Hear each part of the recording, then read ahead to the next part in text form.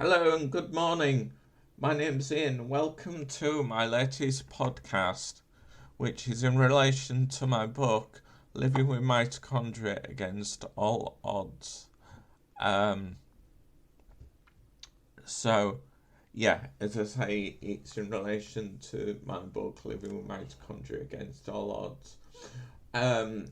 Now, today I'm going to be going back over one of the things in the book, which is wheelchair basketball. Yes, I'm in a wheelchair, guys, but the problem there is I can't see properly.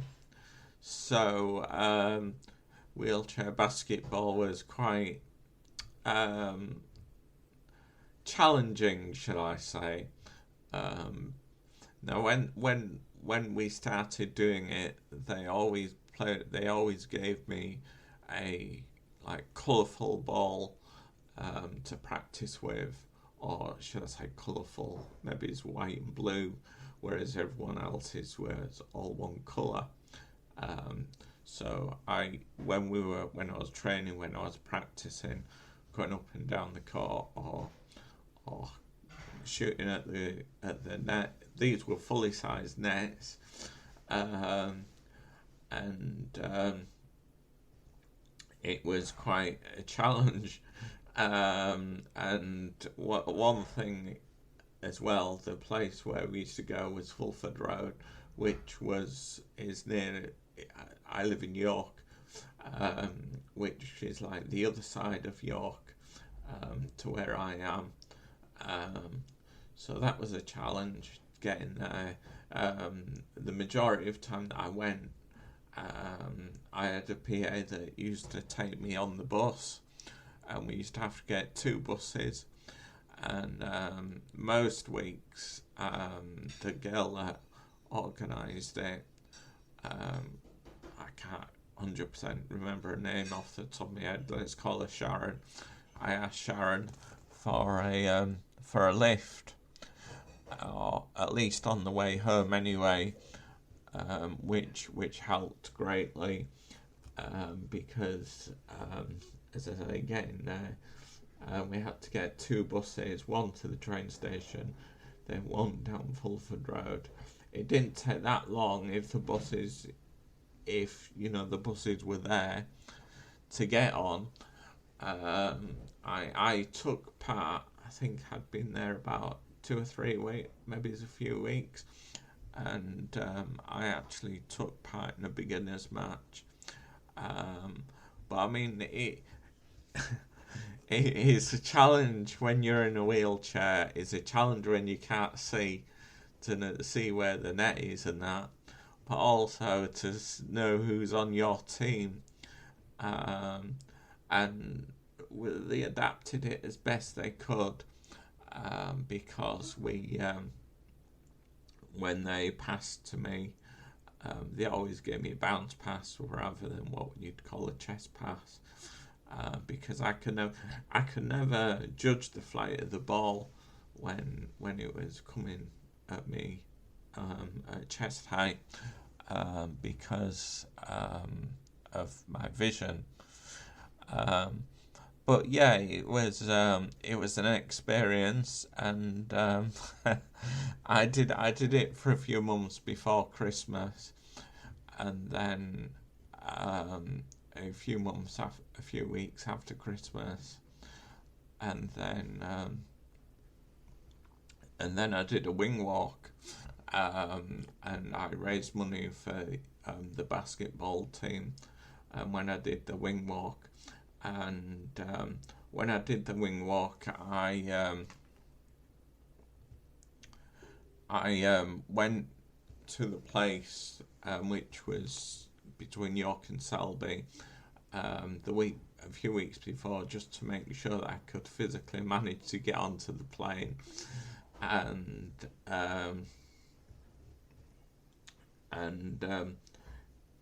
when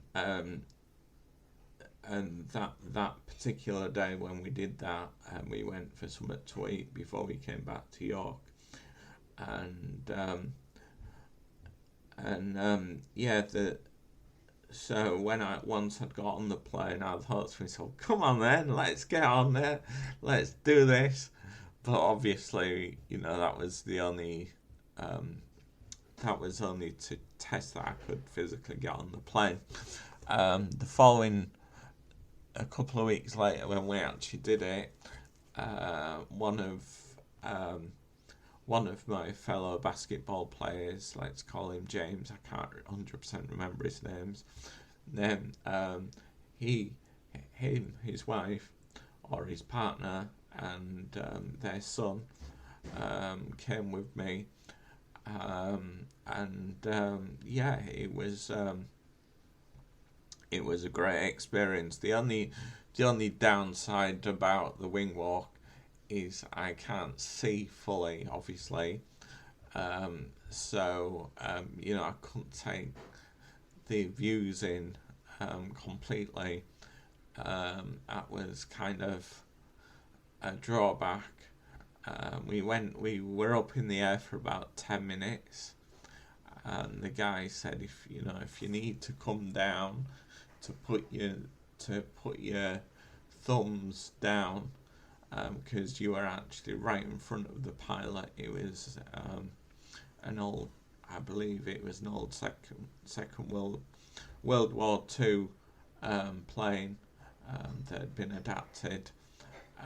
So you were kind of attached by a belt onto a pole, and you could like lean against this pole and hang on to this pole.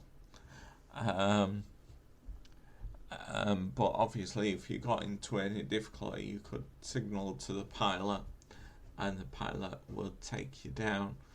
And we raised a few £100 for York Sharks doing that. I can't quite remember how much. But yeah, the basketball, it was after a few weeks of doing the basketball, they brought, if you went on a Thursday night between 5 and 6, it was like the beginners class, so you'd get all kids there. But if you go on a Tuesday between 7 and 9, that was like the advanced people. And I found out when you went on a Thursday, you were like, "Oh, has he got a pass? Have you passed to him? Have I had a go?" And on a Tuesday, it was, they didn't care less if you'd had a touch of the ball. It was more like dog eat dog. And a few weeks into that, on a Tuesday, they had a trainer come, and he'd spend the first hour or so playing games and doing techniques and things like that. But no, all of this is in my book, which is Living with Mitochondria Against All Odds. So please check the book out. And thank you for listening. And I'll see you all next time. Goodbye.